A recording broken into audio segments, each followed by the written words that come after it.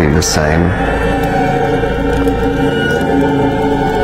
Few people laughed, few people cried, most people were silent. Now I am become death, the destroyer of worlds. যদি Hg ওয়েলসের কল্পিত পারমাণবিক বোমাগুলো বাস্তবেই না থাকে, তাহলে হিরোশিমা আর নাগাসাকিতে কিভাবে ধ্বংস হলো? চলো দেখি সেই ধ্বংসের চিত্র। এটা কি হিরোশিমা? এটাও হিরোশিমা? আর এটাও? তাহলে একটা পারমাণবিক বিস্ফোরণ আর একটা সাধারণ ফায়ার বম্বিং এর মধ্যে পার্থক্যটাই বা কি? আবার বলি, যখন আমরা বলি ফায়ার বম্বড বা কার্পেট বম্বড, তখন বোঝায় জমির ওপর ফেলা হয় অসংখ্য M47 আর M69 বোমা। M47 ছিল 100 পাউন্ড ওজনের জেলি জাতীয় তেল বোমা। প্রতিটি B-29 বোমারু বিমান বহন করত 182টি M47, আর M69 ছিল 6 পাউন্ডের জেল গ্যাসোলিন বোমা। প্রতিটি বিমান নিয়ে যেত 1520টি করে। তাছাড়া কিছু B-29 আবার হাই এক্সপ্লোসিভ বোমাও নিত, যার উদ্দেশ্য ছিল জাপানি ফায়ার ফাইটারদের কাজে বাধা দেওয়া। ধ্বংস করা শহরগুলো গুণে শেষ করা মুশকিল, শুধু কিয়োটোকে একমাত্র রেহাই দেওয়া হয়। তাহলে প্রশ্ন হচ্ছে, জায়োনিস্ট নিয়ন্ত্রিত আমেরিকান সরকার 1942 সালে $2 বিলিয়ন খরচ করে এইচজি ওয়েলসের মতন অত্যাধুনিক পারমাণবিক বোমার পেছনে এত টাকা ঢালল কেন, যখন আগুনে পুড়িয়ে ফেলা বা ফায়ার বম্বিং এত ভালো কাজ করছিল? উত্তর, বিশ্ব জনসংখ্যাকে ভয় দেখিয়ে নিয়ন্ত্রণ করার জন্য। হিরোশিমা আর নাগাসাকিকে বেছে নেওয়া হয়েছিল কারণ তারা ছিল জাপানের শেষ কয়েকটি শহরের মধ্যে যেগুলো তখনও অক্ষত ছিল, আর এদের বেশিরভাগ ঘরবাড়ি ছিল কাঠের। একটা আগুন এমন ভাবে মানুষকে পুড়িয়ে ফেলতে পারে যেন দেখলে মনে হয় তারা পারমাণবিক বোমায় বাষ্প হয়ে গেছে। কিন্তু হতে পারে আমাদের চোখ আমাদের ধোঁকা দিচ্ছে। যুদ্ধ পাইলট, অ্যারোনটিক্যাল ডিজাইনার, ইঞ্জিনিয়ার, নির্মাতা ও সামরিক কৌশলবিদ হিসেবে মেজর সেভারস্কির উন্নত দৃষ্টিভঙ্গি ও মতামত প্রতিটি নাগরিকের জন্য খুবই গুরুত্বপূর্ণ। তিনি বলছেন, প্রশান্ত মহাসাগরের প্রধান অঞ্চলগুলো পরিদর্শন শেষে আমি জাপানে পৌঁছাই। সেখানে আমাকে যে গবেষণার দায়িত্ব দেওয়া হয়েছিল তা শুরু করি হোনশু ও কিউশু দ্বীপপুঞ্জের ওপর দিয়ে আকাশপথে পরিদর্শনের মাধ্যমে, যা ছিল শিল্পভিত্তিক জাপানের মূল অঞ্চল। আমি Tokyo, Yokohama, Yokosuka, Nagoya, Osaka, Kobe, Akashi এবং আরও ডজন খানেক শহরের ওপর দিয়ে উড়ে যায়, যেগুলোতে তীব্রভাবে বিমান হামলা চালানো হয়েছিল। এই শহরগুলো এত কাছাকাছি যে মনে হয় পুরো অঞ্চলটাই এক টানা শিল্প এলাকা। এই ধ্বংসপ্রাপ্ত এলাকাগুলোর চিত্র প্রায় একই রকম ছিল। ছোট শহরগুলো পুরোপুরি আগুনে পুড়ে ছাই হয়ে গেছে। ওপর থেকে দেখলে চারপাশে গোলাপি রঙের মতো দেখা যেত। ছাইয়ের স্তূপ আর মরিচা ধরা ধাতব টুকরোর সংমিশ্রণে তৈরি এমন রং বড় শহরগুলোর ক্ষেত্রেও একই রকম গোলাপি কার্পেটের মতো দৃষ্টিভঙ্গি দেখা গেছে। তবে সেগুলোর মধ্যে দাঁড়িয়েছিল বড় ছোট আধুনিক কংক্রিটের ভবন, কারখানা ভবন, অক্ষত ব্রিজ এবং অন্যান্য বস্তু যেগুলো আঘাত সত্ত্বেও টিকে ছিল। অবশ্য অনেক ভবন আগুনে পুড়ে গিয়েছিল, কিন্তু তা ওপর থেকে বোঝা যাচ্ছিল না। আমি উত্তেজনায় ভরপুর ছিলাম, কারণ এটা হতে চলেছিল আমার জীবনের প্রথম পারমাণবিক বোমা বিস্ফোরিত শহর দেখা। আমি প্রস্তুত ছিলাম একেবারে নতুন ধরনের কিছু দৃশ্য দেখার জন্য, যেমনটা আমি আগের বর্ণনায় পড়েছি। কিন্তু আমি চরমভাবে বিস্মিত হলাম, কারণ হিরোশিমাকে আকাশ থেকে দেখে মনে হচ্ছিল এটা একেবারেই অন্য যে কোনো আগুনে পুড়ে যাওয়া জাপানি শহরের মতোই। একটা গোলাপি ছব দেখা যাচ্ছিল প্রায় 2 মাইল ব্যাসের, যেখানে ছড়িয়ে ছিল পোড়া গাছের গুঁড়ি আর টেলিফোন খুঁটি। পুরো শহরের 20টি সেতুর মধ্যে মাত্র একটি ধ্বংস হয়েছিল। শহরের কেন্দ্রের আধুনিক বিল্ডিংগুলো ঠিকই দাঁড়িয়েছিল। এটা খুবই পরিষ্কার ছিল যে বিস্ফোরণ মোটেও এতটা শক্তিশালী ছিল না যতটা আমাদের বিশ্বাস করানো হয়েছিল। বিস্ফোরণটি ছিল বিস্তৃত, কিন্তু প্রচন্ড বা তীব্র ছিল না। আমি শুনেছিলাম আগুনের এমন ভয়াবহ তাপ হয়েছিল যে ভবনগুলো মুহূর্তেই ভস্ম লেগে গিয়েছিল, কিন্তু আমি যা দেখলাম তা একদম বিপরীত। ভবনগুলো এখনো কাঠামোগতভাবে অক্ষত ছিল, আর তার চেয়েও আশ্চর্যের ব্যাপার হলো উপরের পতাকার খুঁটি, বজ্র নিরোধক রেলিং, এয়ার রেডের সাইনবোর্ড, এইসব হালকা পাতলা জিনিসপত্রও অক্ষত ছিল। আমি গেলাম সেই টি সেতুতে যেখানে বোমাটি ফেলার টার্গেট করা হয়েছিল। আমি খুঁজে বের করতে চাইলাম সেই টাক মাথার মতো চকচকে জায়গাটা যেখানে সবকিছু নাকি এক মুহূর্তেই বাষ্প হয়ে গিয়েছিল, কিন্তু সেটা আমি কোথাওই পেলাম না। কোনো অস্বাভাবিক ধ্বংস বা প্রাকৃতিক রহস্যের চিহ্নও ছিল না। আমি যা দেখলাম তা মূলত ইয়োকোহামা, ওসাকা কিংবা টোকিওর শহরদ্বারের পুড়ে যাওয়া এলাকার মতোই। সেই একই ধরনের ধ্বংসাবশেষ, কাঠ আর ইটের ঘর ধ্বংস হয়ে পড়ে আছে। চারদিকে দেখা গেল পোড়া গাছের গুঁড়ি, ছাই হয়ে যাওয়া কাঠ, আগুনে পোড়া ও না পোড়া কাঠের টুকরো। কিছু কিছু জায়গায় আগুনের তাপে স্টিলের গার্ডার বাঁকানো আর মোচড়ানো, কাঁচ গলে লাভার মতো বয়ে গেছে। অন্য অনেক জাপানি শহরের মতোই অবস্থা। যেসব কংক্রিটের ভবন বিস্ফোরণের কেন্দ্রের সবচেয়ে কাছে ছিল, মানে অ্যাটম বোমা বিস্ফোরণের হৃদয় থেকে মাত্র কয়েক ব্লক দূরে, সেসব ভবনের কোনো কাঠামোগত ক্ষতি হয়নি। এমনকি ছাদ ঘষা কার্নিস, শেড আর বাহিরের সূক্ষ্ম অলঙ্করণগুলো অক্ষত ছিল। অবশ্য জানালার কাঁচ ভেঙে গিয়েছিল, কিন্তু একটি প্যানেল বিশিষ্ট জানালার ফ্রেমগুলো ঠিকই ঠিকঠাক ছিল। শুধু 2 বা ততোধিক প্যানেলের জানালাগুলোই ছিল একটু বাঁকা বা বিকৃত। এই পর্যবেক্ষণ থেকে বোঝা যায় বিস্ফোরণের ধাক্কা তেমন ভয়াবহ ছিল না, অস্বাভাবিকও ছিল না। যদি মেজর সেভার্স্কির এই পর্যবেক্ষণ বিশ্বাসযোগ্য হয়, তাহলে বোঝা যায় জাপানের 70টি শহরকে আসলে পারমাণবিক বোমা নয়, বরং কার্পেট বমিং বা বিস্তৃত আগুন বোমা বর্ষণ করে ধ্বংস করা হয়েছিল। অথবা তুমি সরকারিভাবে প্রচলিত কাহিনীটাকে বিশ্বাস করতে পারো, যেটা বলে B-29 এনোলা গে নামক বোমারু বিমানটি 31,000 ফুট উচ্চতা থেকে লিটল বয় অর্থাৎ ইউরেনিয়াম বোমা ফেলে, যেটি 1968 ফুট উপর দিয়ে হিরোশিমার আকাশে 1945 সালের 6 আগস্ট সকাল 8টায় বিস্ফোরিত হয় এবং মুহূর্তেই 80,000 মানুষকে হত্যা করে। আরেকটি কাহিনী বলে আরেকটি B-29 বিমান বক্সকার 30,000 ফুট উপর দিয়ে উড়েছিল এবং ফ্যাটম্যান নামের একটি প্লুটোনিয়াম বোমা ফেলেছিল, যা 1650 ফুট উপরে নাগাসাকির আকাশে 1945 সালের 9 আগস্ট সকাল 11টায় বিস্ফোরিত হয়, দক্ষিণে মিৎসুবিশি স্টিল ও অস্ত্র কারখানার মাঝখানে এবং উত্তরে মিৎসুবিশি উরাকামি গোলাবারুদ কারখানার মাঝামাঝি। এই বিস্ফোরণে নাকি 80,000 মানুষ মারা গিয়েছিল। জেনারেল ক্রফোর্ড স্যামস এই ব্যাপারটা কিছুটা বিশ্বাস করেছিলেন, কিন্তু পুরোপুরি নয়। স্যামস একজন চিকিৎসক ছিলেন এবং ডাগলাস ম্যাকআর্থারের অধীনে 1945 থেকে 1952 সাল পর্যন্ত জাপান শাসন করা 6 জন শীর্ষ কর্মকর্তার একজন ছিলেন। তিনি বিশ্বাস করতেন যে পারমাণবিক বোমা ছিল, কিন্তু ইঙ্গিত দিয়েছিলেন যে এটি খুব বেশি কার্যকর ছিল না। তিনি 1979 সালের এক সাক্ষাৎকারে প্রকাশ করেন তাকে আদেশ দেওয়া হয়েছিল বোমাটির ধ্বংসাত্মক ক্ষমতা অতিরঞ্জিতভাবে উপস্থাপন করতে। তিনি বলেন, You see, it wasn't being like putting in the publicity where a bomb went off and the city disappeared. No such thing happened. That was the propaganda for deterrence. এইটা এমন ছিল না যে একটা বোমা পড়লো আর শহরটা গায়েব হয়ে গেল, এমন কিছু ঘটেনি। এটা ছিল ভয় দেখানোর জন্য তৈরি করা এক ধরনের প্রপাগান্ডা, এইটুকুই। তিনি আরো বলেন, ফিলিপিন থেকে আমার সঙ্গে যারা প্রথম জাপানে এসেছিল তারা ম্যানহাটন প্রজেক্ট থেকে একটা চিঠি এনেছিল, যেখানে রাষ্ট্রপতির পক্ষ থেকে বলা হয়েছিল ভবিষ্যতের যুদ্ধ ঠেকানোর জন্য একটা নতুন ভয় দেখানোর অস্ত্র দরকার, কারণ দ্বিতীয় বিশ্বযুদ্ধে এয়ার পাওয়ার ব্যর্থ হয়েছিল যুদ্ধ থামাতে। তারা ভাবত যদি আবার যুদ্ধ হয় তাহলে এয়ার পাওয়ারের সভ্যতা ধ্বংস হয়ে যাবে, কিন্তু বাস্তবে তা ব্যর্থ হয়, কারণ সেটা জার্মানিকে পর্যন্ত পরাজিত করতে পারেনি। তিনি বলেন, স্ট্র্যাটেজিক বম্বিং জরিপে দেখা যায় বোমা বর্ষণের সময়ও জার্মানির সামরিক উৎপাদন আসলে বাড়ছিল। তাই সেই চিঠির উদ্দেশ্য ছিল তুমি পারমাণবিক বোমার ধ্বংসাত্মক প্রভাবটা যতটা সম্ভব বাড়িয়ে দেখাবে। ঠিক আছে, এইবার আমি নিজেই সময়সীমা ঠিক করেছিলাম। আমি বলেছিলাম হিরোশিমায় যে কেউ ছিল এবং 6 মাসের মধ্যে মারা গেছে, সে যদি বাইসাইকেলে চাপা পড়ে মারা যায় কিংবা অন্য যে কোনো কারণে, তাকেও পারমাণবিক বোমার কারণে মৃত বলে গণনা করা হবে। মৃত্যুর কারণকে জোর করে কোনো বড় ঘটনার সঙ্গে যুক্ত করা প্রোপাগান্ডার উদ্দেশ্যে। এই ধরনের কৌশল তো আমরা আগেও অনেকবার শুনেছি, তাই না? স্যামস আরো বলেন, আমাদের একজন নরম্যান কাউকে ভয় দেখিয়েছিল, এমনকি একজন যাজককে ধরে এনে বলিয়েছিল সে ধারণা করছে বোমা ফাটার সময় প্রায় 1 লাখ মানুষ মারা গেছে, কিন্তু বাস্তবে তা হয়নি। 1 লাখ মানুষ কখনোই মারা যায়নি। তাহলে প্রশ্ন, এই যাজক বা পাদ্রী কে ছিল? সে ছিল পারমাণবিক বোমা প্রতারণা হোক্সের জন্য হার্লেম্যান, অর্থাৎ সবচেয়ে গুরুত্বপূর্ণ মুখপাত্র। I was in my room, which faces the valley, and suddenly I saw a light, like magnesium light, flashlight, which filled the whole valley.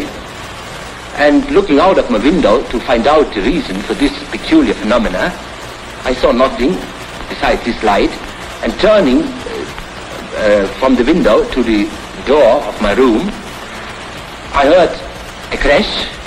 It may have been 10 seconds after seeing the light, the flashlight, and immediately I was covered with splinters of the window frames and glass sticking into the walls and actually in my flesh itself.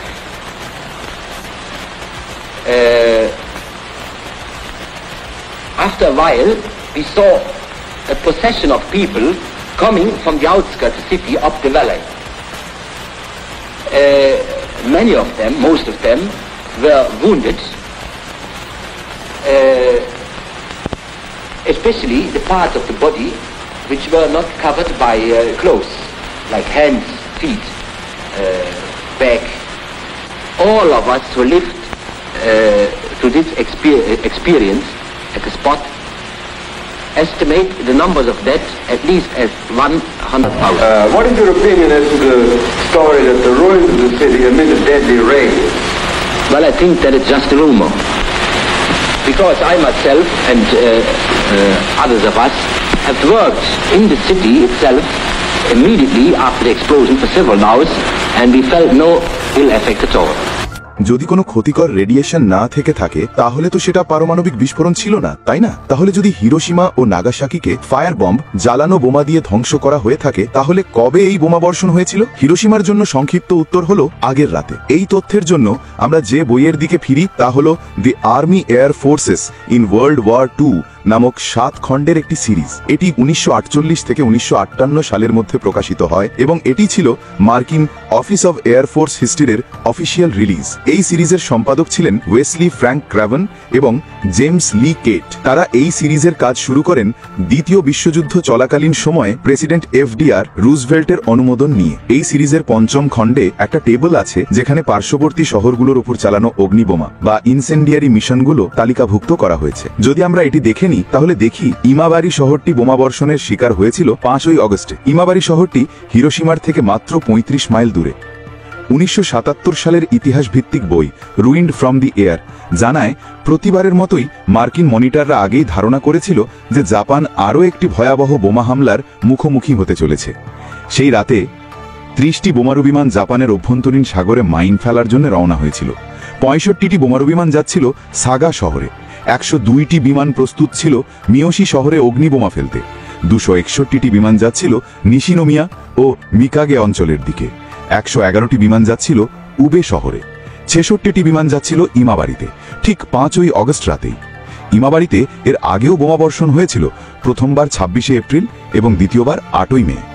Edwin Palmer হোয়েটের লেখা Inferno বইটি এই হামলাগুলো নিশ্চিত করে। তবে এটি এই ব্যাপারে সংশয় রাখে যে আগস্ট 5-এর আগে ইমাবারি পুরোপুরি ধ্বংস হয়েছিল কিনা। যদি এই তথ্য সত্য হয় তাহলে 5 আগস্ট ইমাবারি শহরে বোমা ফেলাটা অপ্রয়োজনীয় মনে হতো। লেখক হোয়াইট তার বইতে একটি ট্রেনে ঘটে যাওয়া কথোপকথন তুলে ধরেছেন, যেটা আমার মতো অনেক সত্য অনুসন্ধানকারী বারবার উল্লেখ করে থাকি। এই কথোপকথনে বলা হয় সেই 66টি বিমান ইমাবারির ওপর দিয়ে উড়ে গিয়ে হিরোশিমাকে বোমা বর্ষণ করে। ট্রেনে একজন ব্যক্তি লক্ষ্য করে যে ট্রেনের সময়সূচিতে ইমাবারির নাম নেই। অন্য এক ব্যক্তি জানায় যে ইমাবারি তো পুড়ে ছাই হয়ে গেছে। সে বলে তার বাবার কাপড়ের দোকানও পুড়ে গেছে এবং সবাই মারা গেছে, তাই সেখানে ট্রেন থামে না, কারণ সেখানে এখন আর কোনো ট্রেন স্টেশনই নেই। জাপানি সাময়িকী এহিমে প্রেফেকচারাল মডার্ন হিস্ট্রি অনুযায়ী 1945 সালের 8 মে ভোরে ইমাবারিতে দ্বিতীয়বার বোমা হামলা হয়, যেখানে ইমাবারি স্টেশনের আশপাশের এলাকাকে অন্তত 8 বার আঘাত করা হয়, যার ফলে 39 জন মারা যায়, 4 জন গুরুতর আহত হয় এবং 140টি ঘরবাড়ি ক্ষতিগ্রস্ত হয়। তবে পুরো শহরটা তখনও পুরোপুরি পুড়ে যায়নি। আর 1971 সালের Imabari city ward disaster reconstruction magazine অনুযায়ী শহরটি আবার বোমাবর্ষণের শিকার হয় 5ই আগস্ট রাতে, যেটা ছিল তৃতীয় হামলা। এই হামলা 5ই আগস্ট রাত 11:50 থেকে শুরু হয়ে 6ই আগস্ট রাত 1টা পর্যন্ত চলে। 4ই আগস্ট রাতে শহরের ওপরের দিক থেকে জোরালো বিস্ফোরণের শব্দ ধীরে ধীরে কাছে আসে, যা শহরবাসীদের মধ্যে চরম আতঙ্ক তৈরি করে। তারপর শুরু হয় এক ভয়ঙ্কর আগুনের বৃষ্টি, বড় ধরনের বিস্ফোরণ এবং আলো চমকের মধ্যে। প্রায় 60টি বড় বোমারু বিমান ইনসেন্ডিয়ারি বম্বস বা আগুন লাগানোর বোমা এবং ছোট বোমা দিয়ে 1 ঘন্টা 30 মিনিট ধরে কমপক্ষে 10 বার বোমা ফেলে। বিস্ফোরণের শব্দ এবং ঝলক একটার পর একটা আসতে থাকে এবং মাত্র 10 মিনিটের মধ্যে পুরো শহর আগুনে পুড়ে যায়। এই বিশাল অগ্নিকাণ্ড সৃষ্টি করে একটি ধরনের ঘূর্ণিঝড়ের মতো বাতাস, যা বিকট শব্দে পৃথিবী কাঁপিয়ে তোলে এবং নাগরিকরা ধোঁয়া টেনে শ্বাস নিতে থাকে। এই দিনে অর্থাৎ 5 আগস্ট 1945 ইমাবারি শহরের কেন্দ্র প্রায় সম্পূর্ণ ধ্বংস হয়ে যায়। 340 থেকে 454 জন মানুষ নিহত হয়। 54,341 জন জনসংখ্যার মধ্যে প্রায় 34,200 জন, যা মোট জনসংখ্যার 63% ক্ষতিগ্রস্ত হয়। 5.98 মিলিয়ন বর্গমিটার এলাকা পরিণত হয় পুড়ে যাওয়া মৃতভূমিতে বা স্কর্চড আর্থে। তবে এখানে একটা সমস্যা আছে। ইমাবারির মতো ছোট একটা শহরে এই ধরনের ধ্বংসযজ্ঞ ঘটাতে 66টা বোমারু বিমান লাগবে না, এবং এতগুলো বিমান দিয়েও যদি কেবল 454 জন নিহত হয় তাহলে তা অস্বাভাবিক। তাই এটা এখনো সম্ভব এই 66টা বিমানের কিছু অংশ ইমাবারি শহরের ওপর দিয়ে উড়ে হিরোশিমা শহরে বোমা ফেলেছিল। তবে আমি যে অনুমানটা দিচ্ছি তা হলো হিরোশিমায় আসল বোমা ফেলেছিল B-29 বিমানগুলো, যারা ওই রাতেই হিরোশিমার দিকে রওনা দিয়েছিল। যদি আমরা আবার রুইন ফ্রম দ্য এয়ার বইয়ে ফিরে যাই এবং 5 আগস্ট যেসব শহরে হামলা হয়েছে তা মিলিয়ে দেখি army air forces in WW2 এর টেবিলের সাথে, তাহলে আমরা দেখতে পাবো সাগা, মিয়াবাচি, নিশিনোমিয়া, ইমাবাড়ি এইসব শহরের নাম তালিকায় আছে, কিন্তু উবে শহরের নাম নেই। উবে শহরে সর্বশেষ বোমা পড়েছিল 1 জুলাই। সেই সময় ন্যাপালম ব্যবহার করে বিশাল অগ্নিকাণ্ড সৃষ্টি করা হয়েছিল। তাহলে 5 আগস্ট রাতে গুয়াম থেকে যে 111টি B-29 বোমারু বিমান উড়ে গিয়েছিল, সেগুলো কোথায় গেল? Final assault on the rising sun বইয়ের লেখক চেস্টার মার্শাল জানায়, এই বিমানগুলো উবে শহরের একটি তেল শোধনাগারে আঘাত আনার জন্য পাঠানো হয়েছিল। এই প্ল্যান্টটি তখন জাপানের গুটি কয়েক উচ্চ উৎপাদনশীল প্ল্যান্টের একটি ছিল, যতক্ষণ না 315তম বোমারু স্কোয়াড সেখানে হামলা চালায়। এই বোমাবর্ষণে শুধু প্ল্যান্ট ধ্বংস হয় না, চারপাশের বাঁধ ভেঙে প্ল্যান্ট পুরোপুরি পানিতে ডুবে যায়। তবে অবাক করা ব্যাপার হলো, এত গুরুত্বপূর্ণ জায়গা ধ্বংস হওয়ার পরও আর্মি এয়ারফোর্সেস অফিসিয়াল বম্বিং লিস্টে উবে শহরের নাম নেই। তেল শোধনাগারটা কত বড় ছিল বলার জন্য 2টা ছবি আছে, হামলার আগে এবং পরে। এলাকাটি ছিল 281 একর, আগুন লাগার জন্য উপযোগী বিস্তীর্ণ এলাকা। তাহলে প্রশ্ন হলো, 281 একর জায়গা ধ্বংস করতে কি সত্যি 111টা বোমারু বিমান দরকার? আমি মনে করি না। উবে শহর কোথায়? হিরোশিমা থেকে মাত্র 75 মাইল দূরে। সংক্ষেপে বললে, 281 একর জায়গা ধ্বংস করতে পাঠানো হয় 111টি B-29 বিমান, আর মাত্র কয়েকশো মানুষ নিহত হওয়া ছোট্ট ইমাবাড়ি শহরে পাঠানো হয় 66টি বিমান। এই হিসাবটা ঠিক ঠেকছে না, আমাদের এটা আরো গভীরভাবে বিশ্লেষণ করতে হবে। চলো টোকিওর দিকে তাকাই। 10 মার্চ 1945, সেদিন 279টি B-29 বিমান ব্যবহার করা হয়েছিল টোকিওতে আগুন লাগাতে, যার ফলে 10,112 একর এলাকা ধ্বংস হয় এবং 1 লক্ষ মানুষ মারা যায়। অর্থাৎ 279টি বিমান 10,000 একর এলাকায় আগুন লাগিয়ে 1 লক্ষ মানুষ হত্যা করে। অন্যদিকে ইমাবাড়িতে 66টি বিমান দিয়ে 1477 একর পোড়ানো হয় এবং 454 জন মারা যায়। প্রতিটি বিমানের আগুন লাগানোর ক্ষমতা ও ধ্বংসের পরিমাণ হিসেব করলে ইমাবাড়ির এই পরিমাণ ক্ষতির জন্য মাত্র 40টি B-29 যথেষ্ট হতো। 66 বিয়োগ 40 সমান 26, অতিরিক্ত 26টি বিমান থেকে যায়। এই 26টি এখন আলাদা করে রাখি। এবার হিরোশিমার দিকে তাকাই। সেখানে 5 বর্গমাইল এলাকা আগুনে পুড়ে গিয়েছিল, যা প্রায় 3200 একরের সমান। যদি টোকিওর হিসাব ব্যবহার করি, যেখানে প্রতি B-29 বিমান 36 একর জ্বালাতে সক্ষম, তাহলে হিরোশিমার 3200 একর পোড়াতে দরকার হতো 89টি B-29। তাহলে সেই 89টি বিমান এলো কোথা থেকে? ইমাবাড়ির মিশন থেকে আমরা পেলাম অতিরিক্ত 26টি। উবে মিশনে ছিল 111টি বিমান, তার মধ্য থেকে 63টি দিলেও চলে, অথবা গোপনীয়তা বজায় রাখতে হলে পুরো 89টি বিমানই উবে মিশন থেকে নেওয়া যায়। তাহলে 111 বিয়োগ 89 সমান 22। এই 22টি বিমান যথেষ্ট ছিল উবের রিফাইনারি উড়িয়ে দেওয়ার জন্য। তখন যুক্তরাষ্ট্রের আকাশে পূর্ণ দখল ছিল, জাপানের পক্ষ থেকে তেমন কোনো প্রতিরোধ ছিল না। গোপনীয়তার দিক থেকেও প্রতিটি B-29 বিমানে 11 জন ক্রু ছিল, কিন্তু কেবল পাইলট জানত গন্তব্য, তাও সব পাইলট না। অনেকে শুধু স্কোয়াড লিডারের পেছনে উঠত, কারণ তারা রাতের আধারে যাচ্ছিল। বাকি ক্রুরা ছিল তরুণ, কলেজ বয়সী, তারা কোথায় যাচ্ছে তা লক্ষ্য করত না। তারা 1 বছর ধরে জাপানে বোমা বর্ষণ করে আসছিল। এ ছিল আরেকটা সাধারণ মিশন তাদের কাছে, আর যারা জানতো তাদেরকে চুপ করিয়ে রাখতে মৃত্যুর হুমকি যথেষ্ট ছিল। বাস্তবতা হলো, মাটিতে যতটা ধ্বংস হয়েছে, আকাশ থেকে ততটা আগুন বা বোমা ফেলা হয়নি। এই অতিরিক্ত বিমানের হিসেব মেলানো যায় না। তারা কি হিরোশিমা বোমার আগে 7 ঘন্টা ধরে আকাশে চক্কর মারছিল? এটা বিশ্বাসযোগ্য নয়। এই বিষয়টা স্পষ্টভাবে বোঝা দরকার। চলো এবার দ্বিতীয় ও তৃতীয় নিশ্চিত সূত্র দেখি। প্রথমত, আমরা যে টেবিলটি দেখছি তা এসেছে F.J. ব্র্যাডলির লেখা নো স্ট্র্যাটেজিক টার্গেটস লেফট বই থেকে। তিনি বলেন, উবে শহরে 106টি বিমান পাঠানো হয়েছিল, তবুও এই সংখ্যক বিমান যথেষ্ট হিরোশিমায় যে ধ্বংস হয়েছে তা ঘটানো এবং রিফাইনারিও উড়িয়ে দেওয়ার জন্য। আবার ইতিহাসের একটি দলিল বলছে, 16তম বোম্বার্ডমেন্ট গ্রুপের ইতিহাস দলিল অনুসারে, যা 315তম বোম্বার্ডমেন্ট উইংয়ের অধীনে থাকা 4টি ইউনিটের একটি, এই মিশন ছিল সবচেয়ে চমৎপ্রদ অভিযান যাতে 16তম গ্রুপ অংশগ্রহণ করে। উবে কয়লা তরলীকরণ কোম্পানি ছিল এই মিশনের টার্গেট। এটি গুরুত্বপূর্ণ ছিল কারণ এটি একটি সিনথেটিক উৎপাদন প্ল্যান্ট ছিল। এর আগে 22 এবং 23 জুলাইতে এখানে বোমা হামলা হয়েছিল, যাতে প্ল্যান্টটি 31% ক্ষতিগ্রস্ত হয়। পরে 5 এবং 6 আগস্ট এই প্ল্যান্টটি আবার আক্রমণ চালানো হয়। 315তম বোম্বার্ডমেন্ট উইংয়ের পুরো ইউনিট এই হামলায় অংশ নেয়। মজার বিষয় হলো, এই 315তম বোম্বার্ডমেন্ট উইংয়ের বিমানগুলো ছিল নতুন মডেলের B-29B, যা ছিল B-29 সুপার ফোর্ট্রেসের একটি বিশেষ সংস্করণ, শুধুমাত্র বেল আটলান্টা কোম্পানি দ্বারা নির্মিত। এই B-29B মডেলগুলোতে প্রায় সব প্রতিরক্ষামূলক বন্দুক ব্যবস্থা বাদ দেওয়া হয়, শুধু লেজের দিকের বন্দুক রাখা হয় এবং এতে আরও বেশি পরিমাণ ইনসেন্ডিয়ারি বা অগ্নিবোমা বা তীব্র বিস্ফোরক বোমা বহন করার ক্ষমতা যোগ করা হয়। B-29B মডেলে যে টারেট মানে গান টারেট এবং সংশ্লিষ্ট জেনারেল ইলেকট্রিকের কম্পিউটারাইজড গান সিস্টেম সরিয়ে ফেলা হয়েছিল, তাই বিমানটির সর্বোচ্চ গতি বাড়িয়ে দিয়েছিল 25,000 ফুট উচ্চতায়। এর গতি হয় 364 মাইল প্রতি ঘন্টা। এর ফলে B-29B হয়ে ওঠে দ্রুত, অবাঞ্ছিত হিট অ্যান্ড রান স্টাইলে বোমা হামলার জন্য উপযুক্ত। অর্থাৎ এই মডেলের B-29B ছিল আরও দ্রুত গতির আর ভরপুর ছিল ইনসেন্ডিয়ারি বম্বস, মানে অগ্নি বোমা দিয়ে। 315তম বম্বার্ডমেন্ট উইংয়ে থাকা প্রায় সব B-29B বিমান এই ধরনের বিস্ফোরণ দিয়ে পূর্ণ ছিল, যাদের পাঠানো হয়েছিল একটি এমন প্ল্যান্ট ধ্বংস করতে যেটি আগেই ক্ষতিগ্রস্ত ছিল। এই বিমানেরাই ছিল আসল হিরোশিমা বম্বার্স। তবে এই বোমা হামলা সকাল পর্যন্ত কতটা সময় ধরে চলেছিল সেটা আমরা পরে আলোচনা করব। এবার আসি নাগাসাকির বিষয়ে। এখানে কয়েকটা সম্ভাবনা রয়েছে। 1, হতে পারে নাগাসাকিতে অগ্নিবোমা হামলা হয় 8 থেকে 9 অগস্ট রাতে এবং এই হামলার কোনো অফিসিয়াল রেকর্ড রাখা হয়নি। 2, কেউ জানতো না পরবর্তী পারমাণবিক বোমা কবে বা কোথায় ফেলা হবে, আর তখনও জাপানে অগ্নিবোমা হামলা নিয়মিত চলছিল। Army air forces in world war 2 volume 5 অনুযায়ী পুরো বিশ্ব অপেক্ষা করছিল জাপানের প্রধানমন্ত্রী সুজুকির জবাবের জন্য, আর সেই সময়ই 20th এয়ারফোর্স জাপানের ওপর হামলা চালিয়ে যাচ্ছিল। 7 অগস্ট 131টি বিমান পাঠানো হয় টোয়োকাবা শহরে। 8 অগস্ট দিনের বেলায় একটি বিশাল অগ্নিবোমা হামলা চালানো হয় ইয়াওয়াথা শহরে। 8 অগস্ট রাতেও একটি মাইন ফেলার মিশন এবং 2টি বোমা হামলার অভিযান চালানো হয়। এছাড়া 509তম কম্পোজিট গ্রুপ 6টি বিমান পাঠায় পাম্পকিন বম্বস ফেলার বিভিন্ন লক্ষ্যবস্তুতে। তাহলে প্রশ্ন আসে, এই বিভিন্ন লক্ষ্যবস্তুগুলো অর্থাৎ ভেরিয়াস টার্গেটস কোথায় ছিল? 509তম কম্পোজিট গ্রুপই ছিল সেই ইউনিট যারা পারমাণবিক বোমা ফেলেছিল।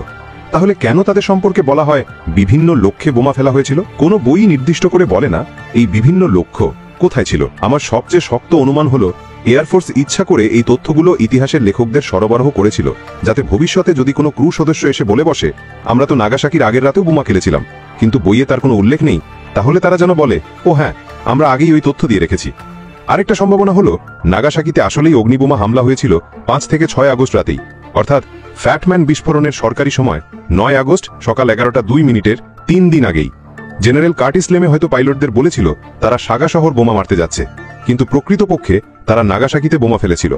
নাগাসাকিতে 2240 একর এলাকা ধ্বংস হয়। এই পরিমাণ ক্ষতি করতে 62টি B-29 বোমারু বিমান দরকার হতো। তাহলে 5 আগস্ট রাতে সাগা শহরের দিকে কয়টা B-29 বিমান গিয়েছিল?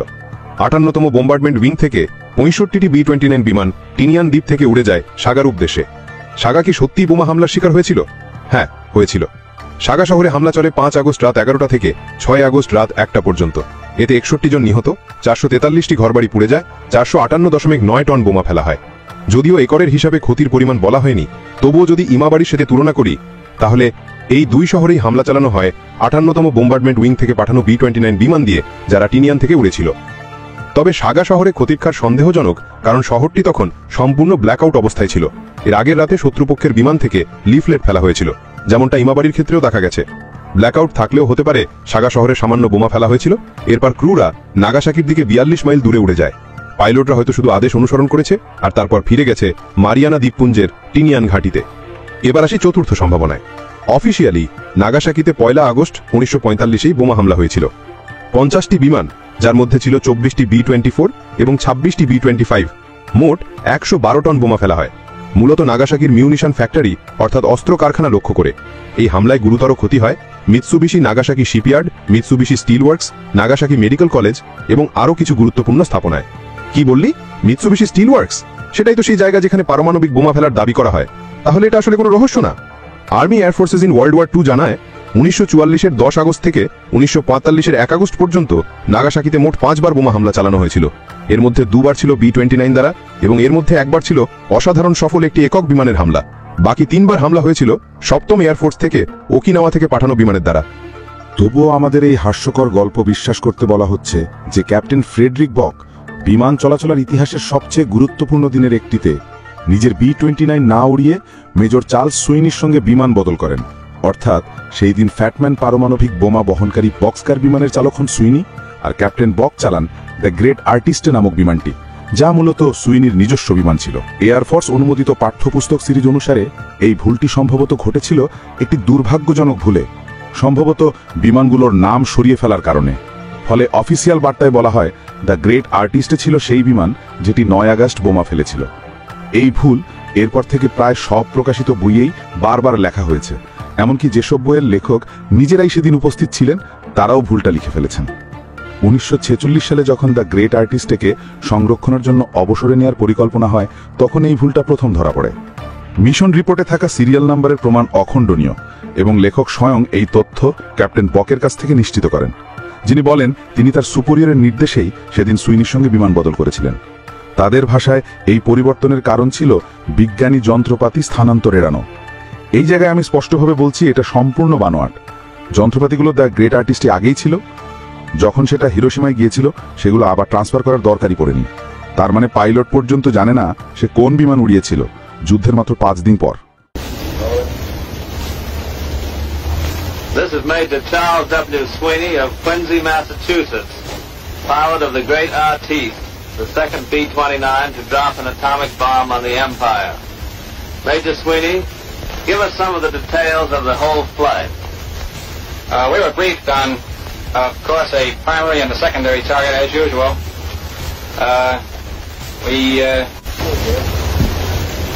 This is Captain Kermit K. Behan of Houston, Texas, bombardier of the Great Artiste. Captain Behan, what was your most outstanding experience on this historic flight? I suppose it was when the clouds opened up over the target. And that তবে প্রশ্ন হলো, বিমানটিতে তখনও পর্যন্ত কোনো nose art আঁকা হয়নি, তাহলেও একজন পাইলট কি নিজের বিমানের নাম পরিচয় জানবে না? আর সবচেয়ে বড় প্রশ্ন, এতটা গোপন মিশনের জন্য প্রেস কনফারেন্সই বা কেন আয়োজন করা হলো, তাও আবার এনোলা গিয়ে বোমা ফেলতে যাওয়ার আগেই?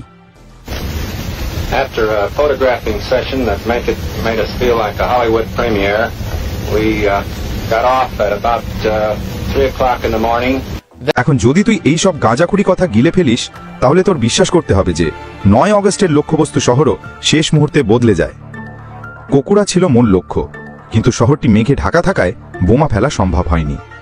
আর নাগাসাকিতে বোমা ফেলা হয় শুধু কারণ শেষ মুহূর্তে মেঘে একটু ফাঁক হয়ে যায়, ঠিক সেই সময় যখন বিমানটি ফিরে যাওয়ার সিদ্ধান্ত নিচ্ছিল। এটা হলো সেই ছলনা যেখানে গোপন মিথ্যে লুকিয়ে থাকে খুঁটিনাটির ভেতর। তাদের যত বেশি খুঁটিনাটি থাকে, তত বেশি তারা সত্যকে আড়াল করতে পারে। নাগাসাকি ছিল মূল লক্ষ্যবস্তু শুরু থেকেই। 1 অগস্টে হামলা হয়েছিল, 5 অগস্টে আরও একবার, আর 8-9 অগস্টে ধ্বংসের শেষ টান দেওয়া হয়। তাদের পরিকল্পনার সবসময় নাগাসাকি টার্গেট ছিল। You have a grandstand seat here to one of the most momentous events in the history of science. In less than a minute, you will see the most powerful explosion ever witnessed by human eyes.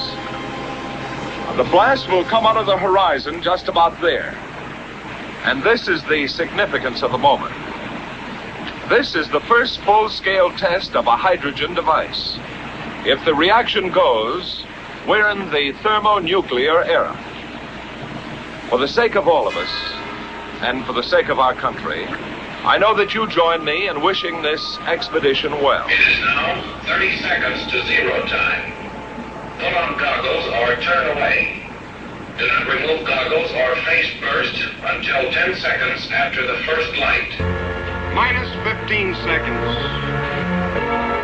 Minus 10 seconds. 5, 4, 3, 2, 1.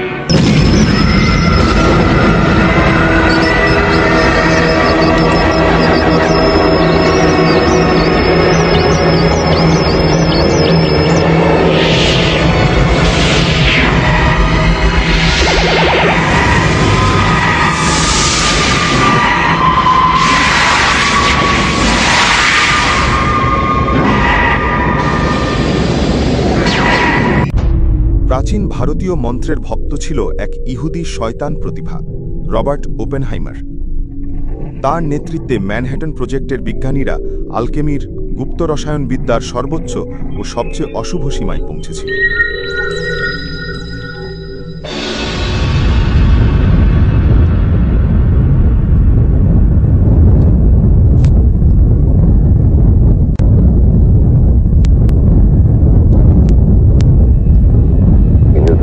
Not be the same.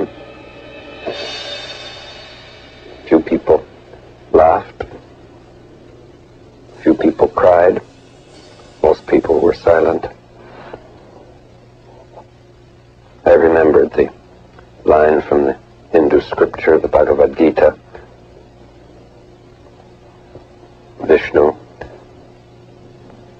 is trying to persuade the prince that he should do his duty, and to impress him, takes on his multi-armed form and says, "Now I am become death, the destroyer of worlds, the destroyer of worlds, the destroyer of worlds." Robert Oppenheimer এবং তার ইহুদি বিজ্ঞানীদের সেই দলটিকে বলা হয় the 4 horseman of the apocalypse, ধ্বংসের 4 অশ্বারোহী। তারা প্রথম পারমাণবিক বোমার নাম দিয়েছিল ট্রিনিটি। এটা কি খ্রিস্টান ধর্মের পবিত্র ত্রিত্ববাদের প্রতি রেফারেন্স ছিল, নাকি এটা এক ছদ্মনামে ইঙ্গিত ছিল সেই দানব, লাল নারী ও দাজ্জালের প্রতি? স্বাগতম সেই যুগে যাকে অ্যালিস্টার ক্রাউলি বলেছিলেন এয়ন অফ থিলেমা। থিলেমা হল গ্রিক শব্দ যার অর্থ ইচ্ছা শক্তি। এটাই সেই যুগ যেখানে পুরো মানবজাতিকে ধীরে ধীরে প্রক্রিয়াজাত করা হচ্ছে, মৃত্যুর প্রতিচ্ছবি ও ভয়ঙ্কর প্রতীক দিয়ে বম্বার্ড করা হচ্ছে, এবং আমাদের নিয়ে যাওয়া হচ্ছে এক নতুন বিশ্ব ব্যবস্থার দিকে।